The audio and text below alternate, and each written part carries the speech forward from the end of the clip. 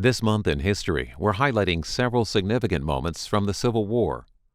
On April 12, 1861, after years of growing tensions between northern and southern states, and shortly after President Lincoln took office, Confederate forces started bombarding Fort Sumter in South Carolina. Union Major Robert Anderson and his men left the fort the next day, surrendering it to the Confederacy. This battle marked the beginning of the Civil War. Almost exactly 4 years later, with over 600,000 dead, Generals Grant and Lee met at Appomattox Courthouse in Virginia on April 9, 1865. There, General Lee and his forces formally surrendered to General Grant and the Union Army.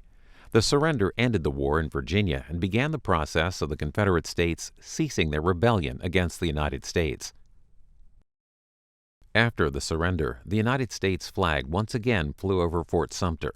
But 5 days later, on April 14, 1865, while President Lincoln was attending the play Our American Cousin at Ford's Theater, he was shot in the back of the head by Confederate sympathizer John Wilkes Booth. The president died the next day. "O Captain, My Captain," by Walt Whitman. O Captain, my Captain, our fearful trip is done. The ship has weathered every wrack. The prize we sought is won.